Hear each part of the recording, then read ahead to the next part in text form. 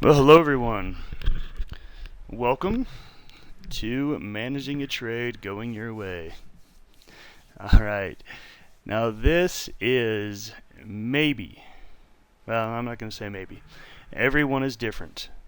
But I know for a fact that I have some of you right here, right now, where this is your number one problem and it is the hardest thing that you're going to have to overcome as a trader.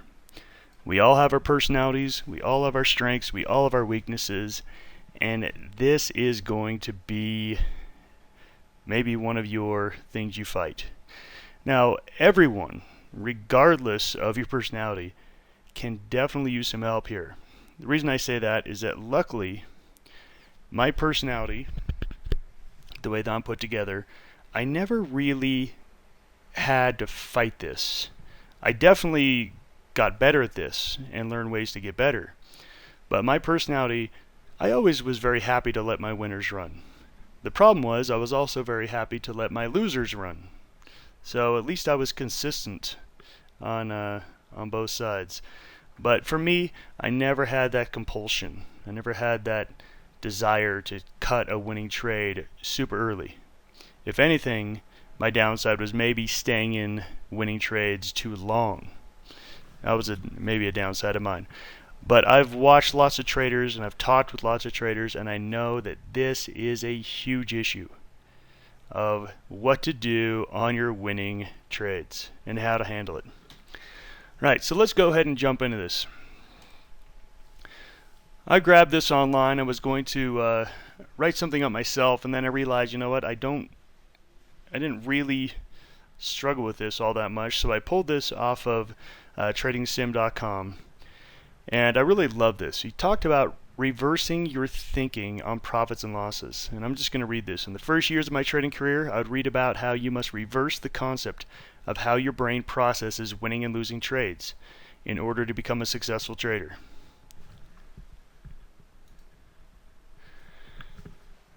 I remember trying such techniques as looking at my winning trades and saying to myself, stay calm, don't overreact. Or I would say things like, just don't focus on the money, focus on the chart. Of course, while I'm telling myself this, I would check my account balance obsessively, and the weight of the profits would force me to close out the position. Early on, I had a hard time making money in trading, and the idea of giving back a decent gain was unfathomable. I really liked this little quote. And what I really wanted to go over with you right now is that it's all in your head. You're all crazy. I'm crazy. I'm just kidding. We're not crazy. We are all human. We're all human. And our emotions cause us to fall into the trap of selling winners too early. And these are just some of the reasons why. There's obviously a whole bunch of reasons why, but this is the common one. I hate to see a winning trade turn into a loss. Oh my gosh, raise your hands if you said that to yourself before. Oh, I hate it when a winner becomes a loss. Yep, we've all said that before. I had one trader that every time he sold too early, I would tell him, no, Joe, you got to hold on. And he always said to me, well, you can't go broke making a profit. And I would always just go, oh my gosh, is that why you're doing this, to not go broke? No, you got to make the profit on those. You know, people say, well, I did good. I locked in a gain, and as long as I locked in a gain, I can put that in the winning column and I can feel good about myself. It doesn't matter if I left a lot of money on the table, I've got a winner. And people say stuff like, oh my gosh, I've lost on my last 3 trades. I need a winner. Raise your hand if you've said that to yourself before. Oh, I'm in such a slump, I just need a winner here. Okay. Now, I've got to fill this whole screen up with things that go on in your head. But I don't want to downplay this, because your thoughts are going to lead to your feelings, and they're going to lead to your actions. That's a little reference to some psychological programming that we all go through. Your thoughts lead your feelings, which cause you to act. And until you fix the thoughts, you will never, ever, ever overcome this problem. Ever. And if you go back to the session I did on trading personality, I also talked about if you don't recognize your issues, if you don't recognize what you're not good at, you are doomed to repeat the same problem over and over again. So while we go through the session and while you go through your trades, I want you to be very, very self-conscious of why you're doing things. I want you to look at your actions and challenge yourself. Why are these things happening? And so once you do that, then you can dive a little bit into your psychology and try to figure out what's going on. So again, being introspective as a trader, I think, is a wonderful, wonderful trait to have. And I think it's actually one of the most important traits to have as a trader, is being introspective. Figuring out why you end up doing things.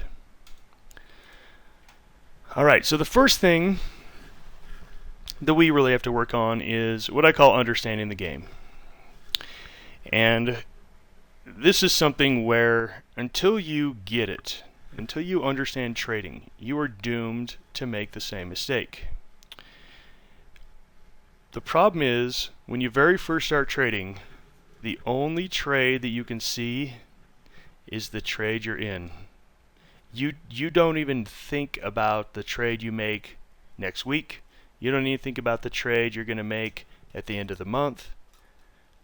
You literally can see your hand that's about 2 inches in front of your face. And that's all you can see. You just don't have enough perspective. And so when you are just focused on one trade, you put your heart and soul into that one trade. And again, I'm going to ask a question. Raise your hand if you have put yourself entirely into one trade. Like how that one trade happens is going to make your day or break your day. It's going to make you happy or sad. Raise your hand if you've actually gotten so involved in that one trade where you watched every single tick. And the problem is when you do that, you're no longer playing odds. You're playing a flip of the coin. You're gambling.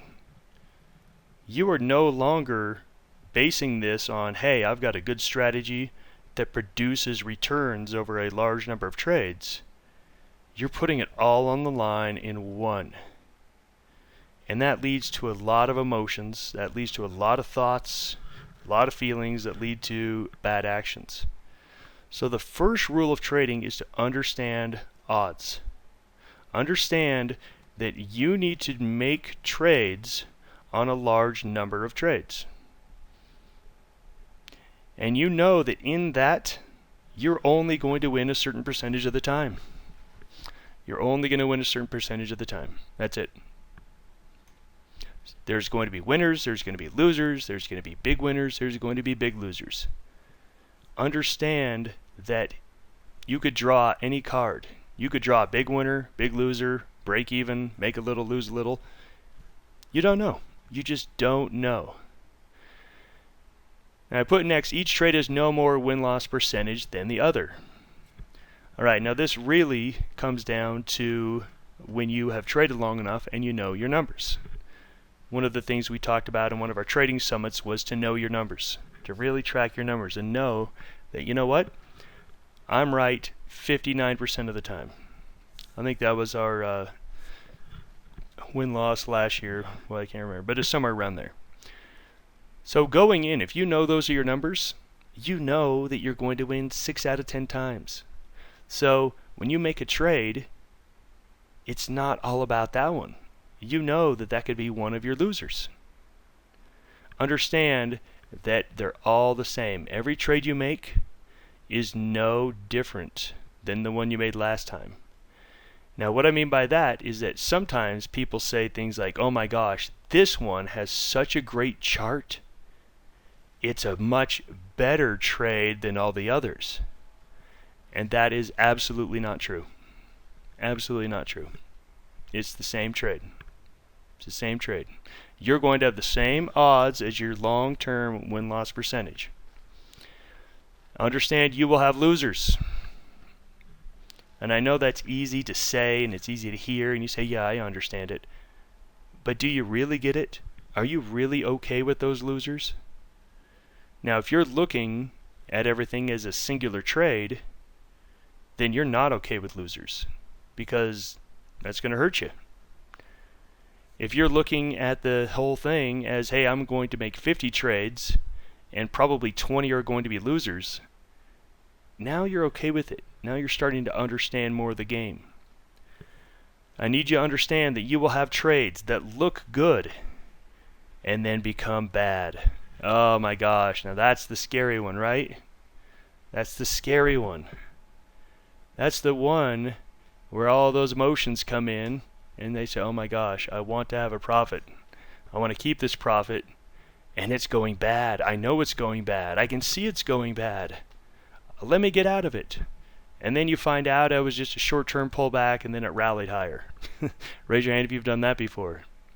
Oh, I know it's going bad. I can see it going bad. Yep, you get out of it early and then you miss the boat. You miss the real run. Understand that you will have trades that look bad and become great. Again, I'm guessing that some of you have gone out, you made a trade, it didn't look very good, so you said, I'm going to get out of it. You just decided at one random moment, at 5:03 p.m., you just decided, I'm getting out of it. And then it turns around and runs your way. Raise your hand if you've done that before.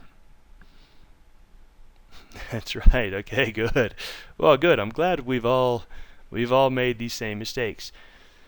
So understand that all these things are going to happen.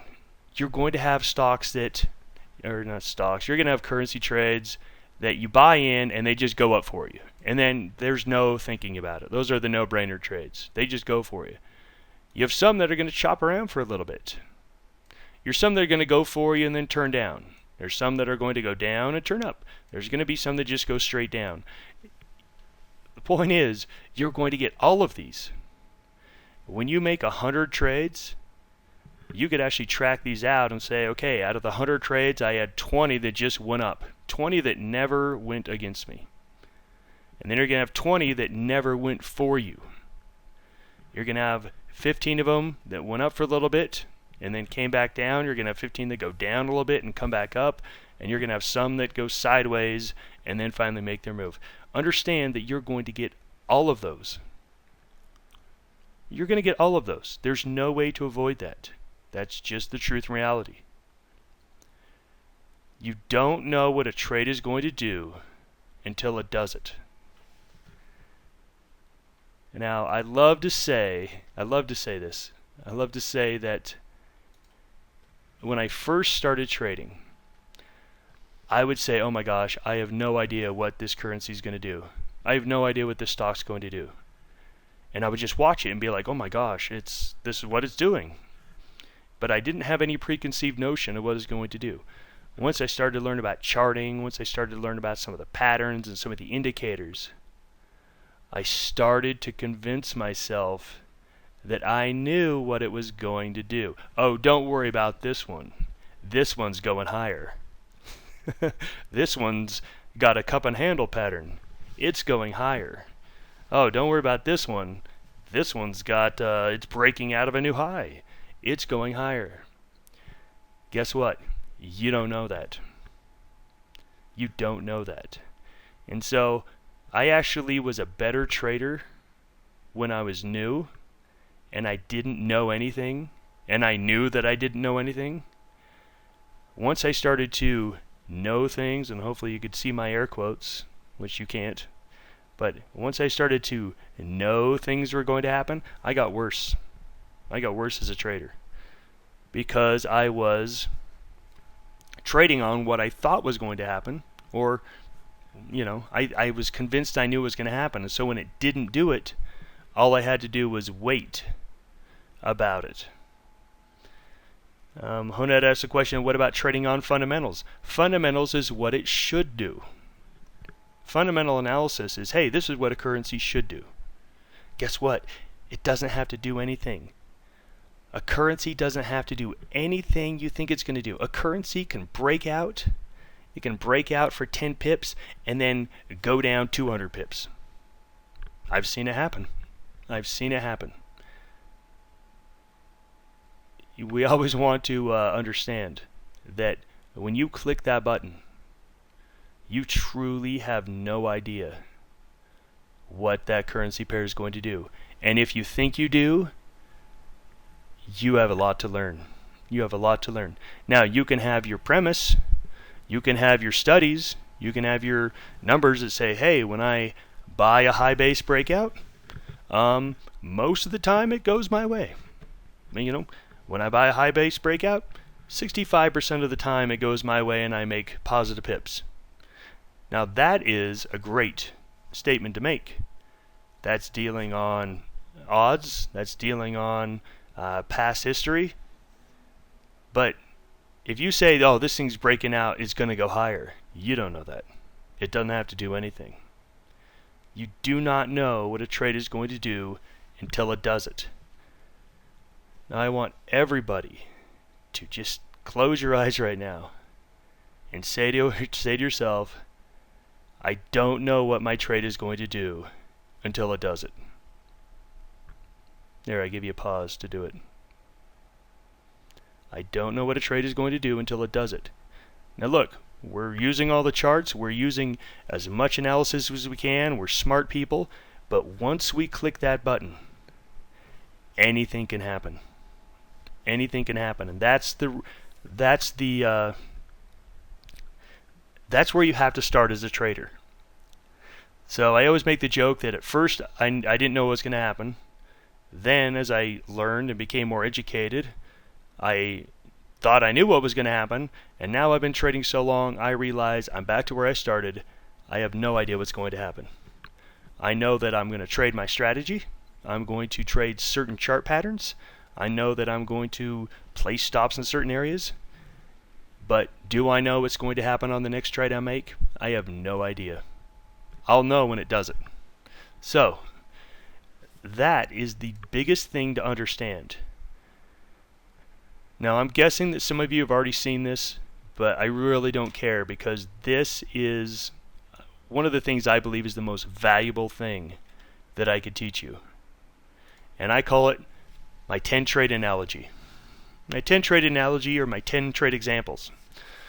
Alright, so what I mean by this is that you're a trader, you know how to read a chart, you know about moving averages, you might know about Omagotchi clouds, and you might know about Fibonacci retracements, you might even use Gann lines and Gann fans, you might use Bollinger Bands. Look, I don't care what you use. You're going to make 10 trades based off that information. And there's no way that all 10 are going to make you money. So what it comes down to is you're going to end up with a subset. You're going to end up with results. Now here's the irony of this. And this is the ultimate irony. You are only going to make the trades that you are absolutely convinced are winners. Think about that. You're only going to take the trades that you're convinced are winners. So every single one of these 10, you've done it. You've done your research, you've used your Fibonacci's, you've used your this, you've used your that. Whatever it is, you're convinced that, hey, this is a good one, or else you would never make the trade. So even though you're convinced that all 10 of these are going to be good, guess what? 3 or 4 are going to be bad. 3 or 4 are just not going to go your way. You know, you might be up a couple pips, 5 pips, 10 pips, but really these ones are just bad from the get-go. And you're going to have at least one of these where you were never positive. Raise your hand if you've had trades like that before, where the second you clicked the button, you were negative and you never went positive? Like it never went up even a half a pip? Yeah, you didn't even get a half a pip of profit. You literally just, the second you pressed the button, it was gone. It was just gone. It never came back. You're going to have one or two of those in there. Now, wait a second. Remember, you're smart. You know how to read a chart. You might have medals on your wall for chart reading. It doesn't matter. One of these 10 is going to be garbage. One or two, the second you click the button, you'll never be up on them. That's the reality of it. So 3 or 4 are just going to be bad. Then you're going to end up with 3 to 4 that are just okay. Now these ones that are okay, these are ones that you will be up on. You know, at some point, you know, maybe they go up a bit, you know, maybe you get 30 pips in them and then it comes back down and it just doesn't, it just doesn't do what you want it to do, or else it starts off, it goes down, it recovers back up, and then it fails, These are just going to be the ones that don't get up to your target. So if let's say you're buying it at 110, you've got a target of 111. These are ones that maybe they got up to 110.50, maybe they got up to 110.70, and they just didn't get there. And so they weren't great, but you can still make a little bit of money on them. And then out of the subsuit, you're going to have one or two that are great. You're going to have one or two that exceed your expectations. You're going to have one or two that do make it up to this target of 111. And guess what? They go higher. They go to 111.50. They go to 111.75. They go up to 113. Now, you thought every single one of those was going to be great. Out of those 10, you did all the research. You ran all the numbers. You stretched your Bollinger Bands out, and you did this and that. Who cares what you did? One or two of these are going to be great. Here's the problem. We have no idea which one of the 10 are going to be the great ones. And guess what? You know how there's 1 to 2 great ones? There is 1 or 2 in here that are going to kill you. So out of the 3 or 4 bad ones, there's 1 to 2 that are just going to go down. So again, you bought in at 110, there's 1 or 2 in there that are going down to 108. 200 pips down. They're in there. So, with everything you do with charts, again, I love the charts. Charts are great, but no matter what you do, this is the subset you end up with. Now, yes, if you're better at chart reading, maybe you have 2 or 3 bad ones, 4 okay ones, and 2 or 3 great ones. But you still have a subset of bad, okay, and great. And you still are going to have the occasional trade that's going to kill you if you let it. So what you need to do is you need to treat them all like they are either the worst trade in the world or the best trade in the world. We don't know what it's going to do until it does it. Now again, we got into the trade because we're convinced it's a good trade. And we did our research, we looked at our charts, and we have to have faith that we at least are trading properly. But once we click that button, we have no idea which one of these is going to be. So what we have to do, we have to treat them all the same. So that's really what I wanted to talk about, is treating them all the same and then letting these great ones be your great ones. Letting these great ones be your big gainers. Letting them run. That's what's going to make you a positive pip count. Alright, now just to reinforce this a little bit more. Back in 2012, FXCM, which is the biggest Forex broker in the United States and in the world, I believe, they did a study. They took 12 million trades. They took a whole entire year.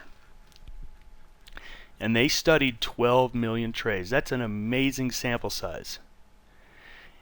And the reason they did this is they wanted to find out why most currency traders lost money. Well, what is it? What are they doing that causes them to lose money?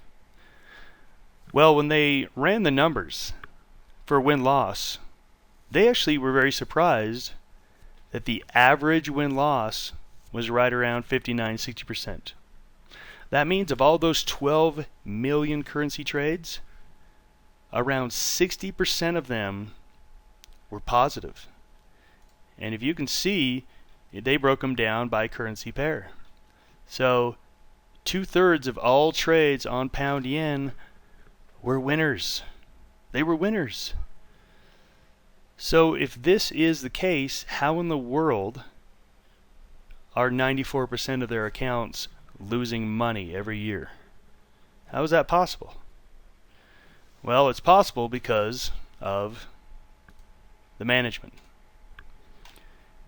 When they ran the numbers on, okay, what's the average gain or loss per currency pair? You can see the numbers are abysmal. I mean, take a look at pound yen. Take a look at pound yen, the second one. The average winner was 52 pips. The average loser was 122 pips. So even though the retail trader was right 2 out of 3 times on pound yen, they got crushed. They got crushed. Why? Well, they were selling their winners and holding their losers. And that's what the study really went into. And again, everyone already knows that. Everyone knows that's what you do. You sell your winners, you sell your losers, you hold your winners. Everyone knows that, but it's very hard to do.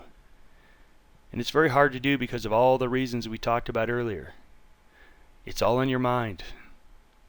It's all in your mind. If you just did a trade and you just completely left it unmanaged, these numbers should be pretty much equal. It should be the average gain was, 100 pips, the average loss was 100 pips.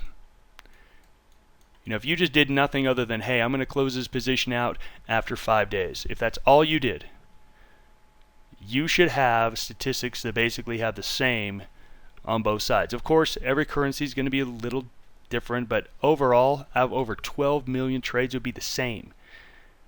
And so what it's showing you is that the position management is flawed. If they did nothing, it would be better. If they just said stuff like, I'm going to close it out on Thursday at 3, they would do better. But the problem is people held their losers, sold their winners. This study, we actually have a link up in Forex Master Session 1. We have a link to this study. I highly recommend you go grab that link. Take a look at it. It's a very, very fascinating study. I believe it's the best study done on trading ever. Charles Schwab did one back in 1998. It's garbage compared to this one. This one is very, very good. All right, so let's get into doing the management. Let's get into it and let's really talk about it. Now, we're just going to go over active management and passive management, just as a little refresher.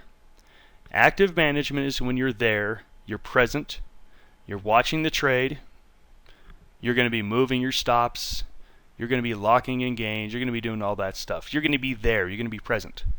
Passive management, you're going to be not there. You're going to be asleep.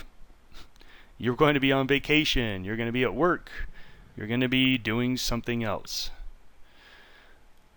We're obviously going to focus more on active management. Passive management really takes care of itself. We're going to focus on active management.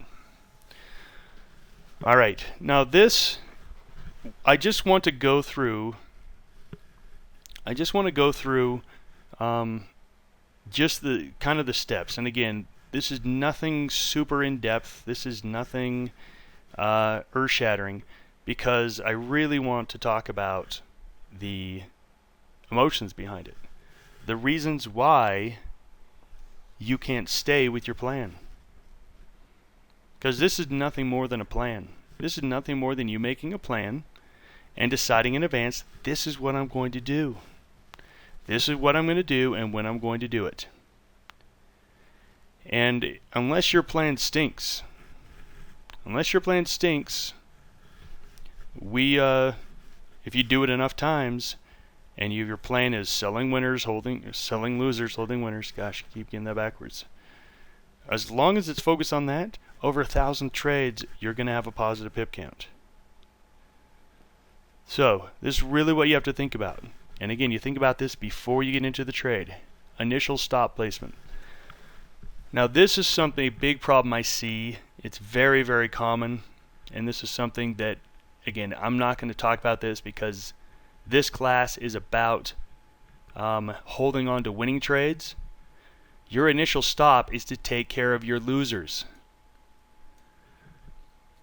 This is one of the biggest problems I see, is that the initial stop is too tight. It's too tight. Where someone comes in, they say, hey, I'm going to get into this currency at 110, and I'm going to put my stop in at 109.80. You're giving it 80 pips, so you're giving it 20 pips. 20 pips, that's nothing, that's a sneeze. The currency pair could sneeze and you'd be out. So what happens is your stop placement is so tight, you're going to get knocked out of 90% of your trades at a loss. All of a sudden, that's very hard. That's very hard to overcome. Now here's the thing, is that in those 90%, there's a bunch of trades that went down, knocked you out, and then took back off to the upside. Now that to me is the worst trade. Now most people I talk to, they say, oh Rob, I hate it. I hate it when a stock goes, or a stock or a currency or whatever you're trading. I hate it when a currency goes up, I have a profit and it turns into a loss. That is absolutely not the worst trade. Let me tell you what the worst trade is. Getting knocked out of a trade that runs 200 pips. Raise your hand if you would agree with me. There we go. Stop thinking that the worst thing in the world is being up on a trade and it turns around and then you take a loss. That's nothing. That's nothing. The worst trade is when you get knocked out for minus 30 pips and it runs 280. That's the worst trade. Until you realize and think that that's the worst trade, you're doomed. You're doomed. The worst trade is getting out of your winners on just some stupid little volatility where it just shakes out a little bit, you get knocked out for your minus 20, your minus 30, and you miss the big run that you called it. You called it. You went in, you did all your work, you called it, you just got knocked out on volatility. So the biggest problem I see is people are too tight in their initial stops, especially when the Forex market is volatile. We've done a lot of studies on this in our stock and options group. All the volatility does is raise the chance that your stop's going to get hit. So if you're at a 20 pip stop and it's a low volatility market, you're probably not going to get stopped out all that often. If you have a 20 pip stop and it's a high volatility market, you're going to get stopped out 95% of the time. You don't have a chance. You're not even giving your chart a chance. You're not even giving all the work you've put in a chance to work. So the initial stop placement, very important. I'm going to refer you back to our Forex Master classes again. But the biggest thing is, it's always better to be looser than tighter. Now that sounded terrible, but I'm just going to let you run with that. But again, it's always better to be looser than tighter. One of the things that I always talk about when the market gets volatile is legging in. Legging in allows you to get into a half position with a very, very wide stop. Half position in a wide stop. That way you don't get knocked out too easily. You don't get knocked out too often. Alright, now again, that's all I'm going to talk about initial stop placement, because that's not the purview of this session. The purview of this session is to get the most out of your winners. So the initial stop is there for the bad ones. Now remember, we don't know what the bad ones are. We're going to have some that go up for us. We're going to have some that go up for us and then fail. We're going to have some that go sideways and go up. We're going to have some that go sideways and go down. We're going to have some that go down and run up. And we're going to have some that just run down. Again, we're going to get all manner of these trades.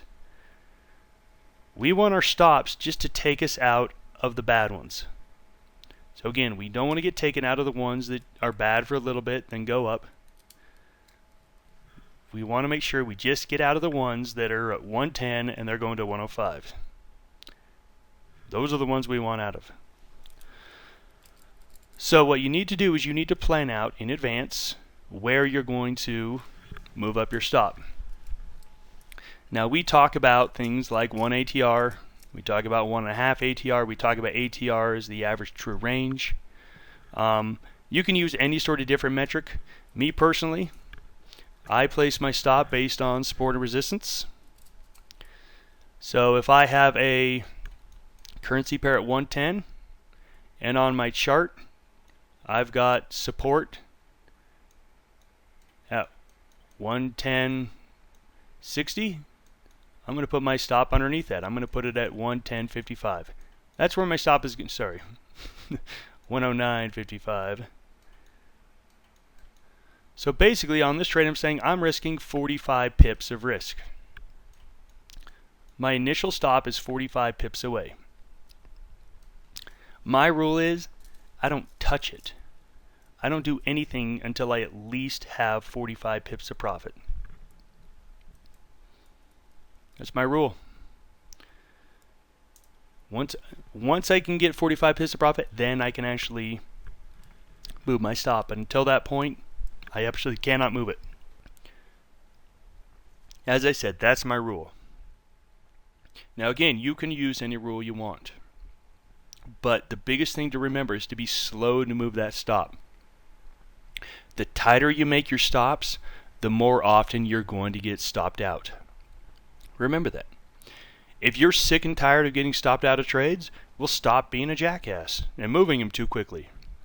Ooh, that was kind of mean, wasn't it? But guess what? I actually wanted to say that for the reason because that's what's happening. If you are sick and tired of getting stopped out too often, stop getting stopped out too often. Have a wider initial stop placement. Yes, that's going to be in a smaller position size, but who cares? Be slow to move that first stop. But you need to predetermine where that is. You need to predetermine at what point will I move my stop, and you need to determine it in advance. Just make sure it's not too tight, make sure it's not too fast. And then I like getting aggressive when you reach your target. So if your trade has a target of 110, your target is 110. Once it gets to 110, now you can get aggressive. Now again, this is where you decide in advance. What are you going to do? I have some traders that sell half of their position at their target and hold the other half with a trailing stop. Love it. I think that's great. I have some traders that just go to a tight trailing stop. That's what I do. Once it gets up to my target, I actually get pretty aggressive. And again, I'm going to be following support resistance levels. I'm going to be following moving averages. I'm going to be following some sort of indicator. But again, it has to be all decided in advance. If you're using support and resistance levels, and it runs up, comes down, runs up, comes down, then runs up, you're going to have a stop below the last low. When it does pull back and makes another bounce, now you can move up your stop. So again, you have to have a metric. I really like moving averages. I think moving averages are a really simple, easy way to use this metric. If it goes down below the 50-day moving average, I'm out. How great is that? How easy is that? It's a line, and once it goes below this line, I'm going to get out. As long as it stays above this line, I'm going to stay in. What that's going to do, it's going to keep you in the winners. And it's going to keep you moving up your stop, because if your currency is moving higher and you're long, guess what? Your moving average is moving higher as well. So by default, you're going to be basically using a rising stop. You're just going to be marching it up on that moving average. I love moving averages for the trailing stops, because again, it's a very simple, easy way to be very good on your trade management. But again, have it be in advance. I have some traders who use that parabolic SAR. Parabolic SAR, pretty easy. We'll take a look at that. Once it goes down below that, I'm out. Once it goes up above that, I'm out. Use the metric, but again, predetermine what the metric is. All right, now I'm very glad that we can actually use a trade that literally just wrapped up as an example. So we're going to go through a pound yen trade. It was actually just put on last night. And this is basically kind of the rundown of a trade. So here's pound yen. Now the pattern was on a daily chart and on an hourly chart. This was in an uptrend. Now you can see here this is a 15-minute chart. So we get these expansions and then we get these pullbacks. We get an expansion and then we get a pullback. But overall, this is in an uptrend higher. However, we're just getting pullbacks on the, if we're able to take a look at this on an hourly chart, we just see the hourly chart probably looked more like this. Just pullbacks, nice and easy. And at this point, we made a new high and we were getting a pullback. We were getting a pullback and we thought to ourselves, hey, this is a little bit of a longer term pullback and it's probably going to be mostly a reversal. So again, we were looking for a reversal pattern. We thought at some point pound yen would bottom out because the hourly chart said it's going to bottom out and it's going to run higher. That's what the hourly chart told us. That's what the daily chart told us. So at some point we are waiting. So the things that we are waiting for, again, I'm not going to go through the reversal patterns. That's FX Master Session 4 where we get in reversal patterns. But you can see we stopped making lower lows. We started making higher highs. We ran up. We went above the moving averages. The currency pulled back to the moving average and bounced off of that. As you can see, the trend changed, and once we broke up above this high at 180.77, we entered. Now again, at this point, did we have any idea what was going to happen? No. This thing could have gone straight down. This could have been one of those trades where the second you buy it at 180.77, it goes straight down to your stop. But again, we decided to place our stop 50 pips away.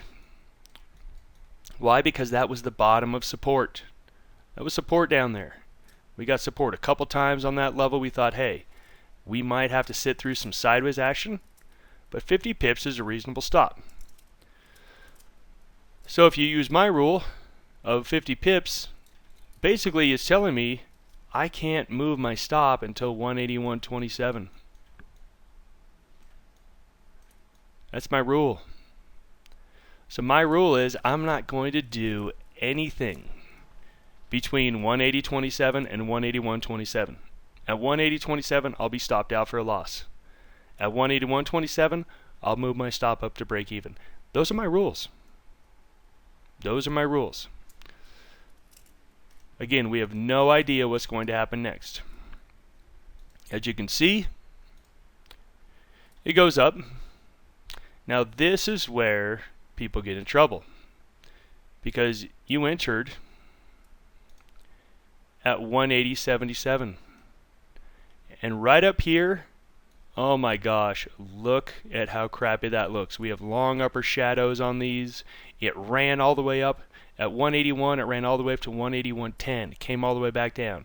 Ran all the way back to 181.12. Came back down, and then we get this big ugly red candle. Oh my gosh.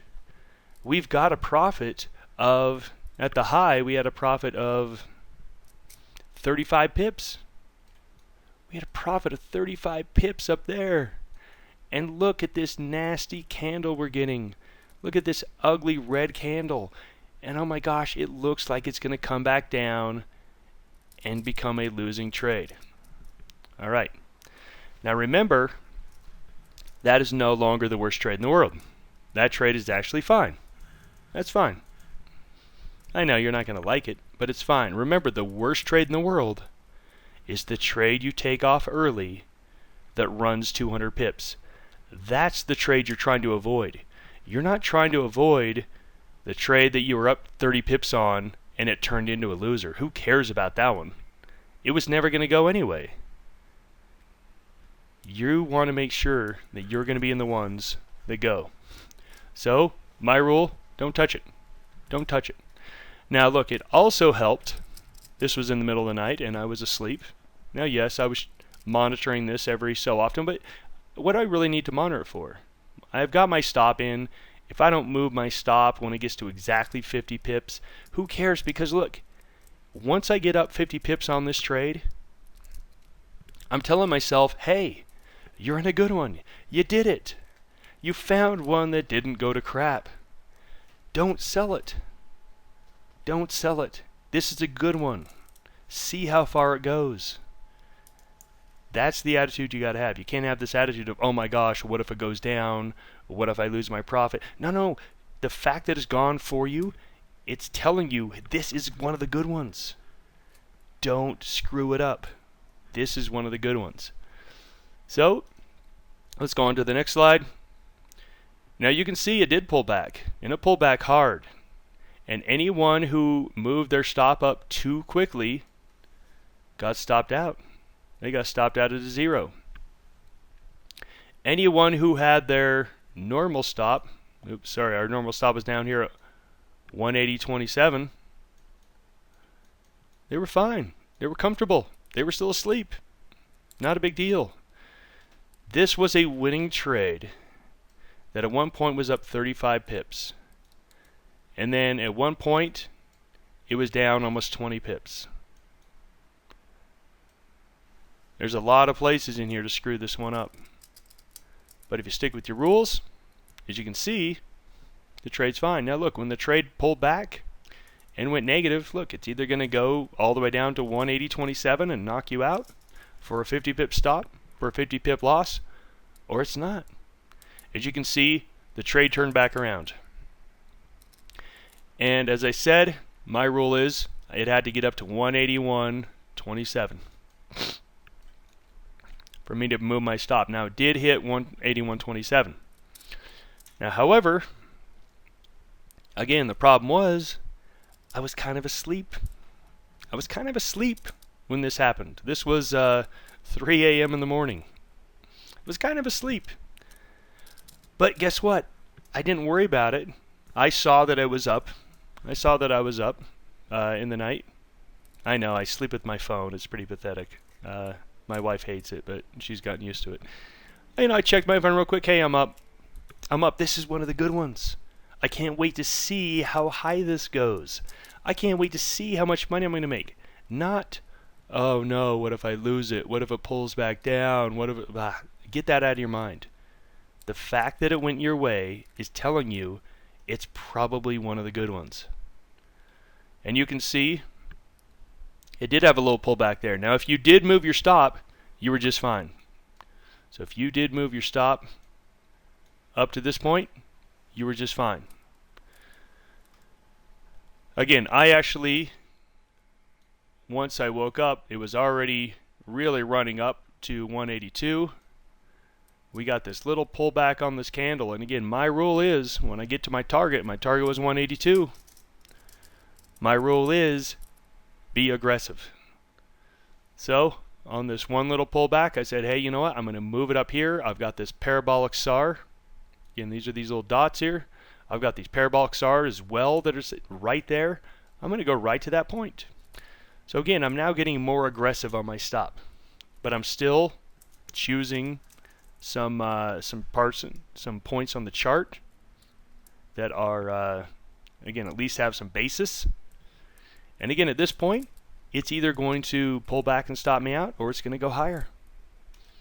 And what happened is it pulled back, stopped me out, and that was it. Now look, I could have used other metrics. I could have used the moving averages. If you could see here, when I decided, hey, it got to my target, I'm going to get aggressive. Let me go to a 20 period moving average. You can see that I would have been stopped out at 181.62 right there. If I said I want to be extra slow and I want to be below a 50 period moving average, I'm still in it. I'm still in it.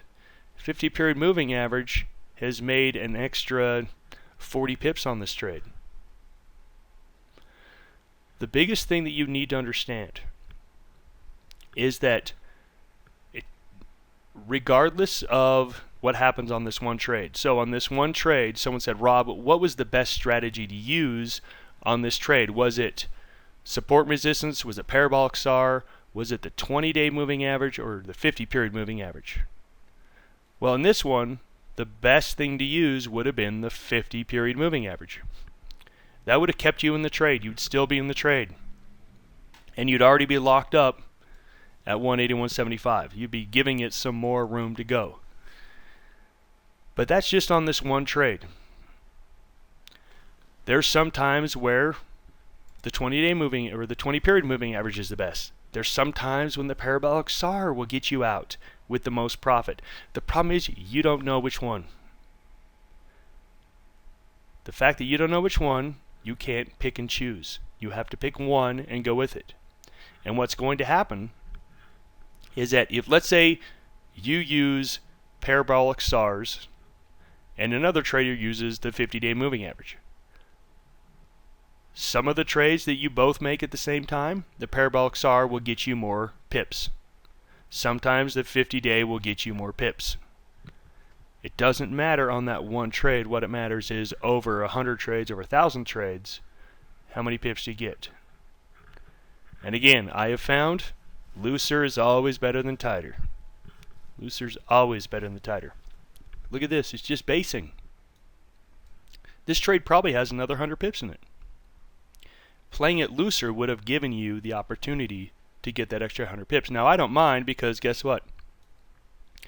If this is still the pair I want to look at, if I still like relative strength in the pound or relative weakness in the yen, I can buy it again on a breakout.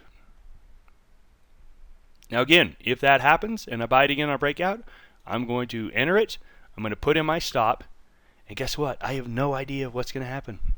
No idea. It's going to be one of the 10. It's either going to be the worst trade I've ever made. It's going to be a trade that's okay, that goes up a little bit and then fizzles and goes down a little bit and rallies a little bit. Or it's going to be a trade that goes another 100, 200 pips. I don't know which one. I've got to do the same process all over again. So again, the question I always get is which one's best? And the answer is none of them. On an individual trade is going to differ. But if you ask me what is the best, looser is better than tighter. Be loose. But again, it's really, this is where it comes down to your personality. And I was talking to a trader today and I said, I will never, ever, ever be upset with a trader that moves their stop too tight when they're already up 100 pips. I will never say that was a bad idea. Once it gets up to their target, never. I will get mad at a trader that moves their stop when their trade's up 10 pips. And then they get knocked out and they cry about it. Well, guess what? That was just bad management. Once you get up 100 pips or once you get up to that target, be aggressive if you want. And again, this is going to be where your personality comes into play. If you are a more aggressive personality, you don't like to let things go, and go ahead and be tight. That's fine. If you want to play it loosely, play it loosely. It's great. Now, the great thing about passive management is just using a bracket order. And the greatest thing about passive management is that you basically are already deciding this is where I'll stop it if I'm right, this is where I'll get stopped out if I'm wrong. It takes care of itself. And the great thing about bracket orders, I do like bracket orders in the fact that you're either going to have a small loss or you're going to have a large gain. Now again, initial stop placement is important. You can't have your stop too tight, and you can't have your limits so far away. It's ridiculous. But as long as those are reasonable and good, you should, over 1,000 trades, have a nice positive pip count. Again, we go over bracket orders and passive management in the FX Master. Alright, so let's wind this up. I showed you just a couple of just quick little steps, and again, we covered these in the FX Master class, so this wasn't really a session on exactly how to do it. This was a session on the mental aspect of this business. I need you to remember two things from this session. Number one, once you click that button, you have no idea what's going to happen. Anything can happen, and anything will happen. You have no idea. The fact that you have no idea, you don't know which ones your winners are going to be, and you don't know which ones your losers are going to be. You've got to treat them all the same. Second thing I need you to remember from this session is that the worst trade in the world is the trade where you get stopped out too soon and you miss a 200 pip run. That in your mind is the worst trade. Do not be scared. Do not worry if you're up 30 pips on a trade and it goes against you. Who cares? It's just proving to you that wasn't one of your great ones. Why do you want it? Get rid of it. Again, I'm not saying get rid of it, move your stop, but let that trade run its course. It wasn't the one. Let it be one of your bad ones. Who cares? From now on, the worst trade in the world is getting knocked out of a big winner because you panicked, you moved too quickly, you did whatever you did. So you need to clearly identify how and when you'll move your stops. And as I said, looser is better than tighter. Be consistent. Pick a strategy. Be consistent. Do it over and over and over again. You should have a positive pip count. Now again, sometimes some strategies are going to work better than others. Some strategies work better in periods of high volatility. Some work better in periods of low volatility. It doesn't matter. What matters is that you are trading your system and you are trading your plan. All right, that wraps it up. Again, the worst trade you're going to make, and you're not going to make them anymore, is to get knocked out of a trade that goes up 200 pips. That should be the one you're trying to avoid. You're not trying to avoid the one where you're up and then it turns into a loser. Who cares about that one? You're trying to avoid the one where you get out of a one that takes off and runs. That's the one you're trying to avoid. So use your position management, avoid that. Once you get to your target, then you can get aggressive. Then decide what you're going to do. Am I going to take off half? Am I going to leave it and move to a tight stop? Am I going to, whatever you decide, and be consistent. Thanks for joining me, everybody.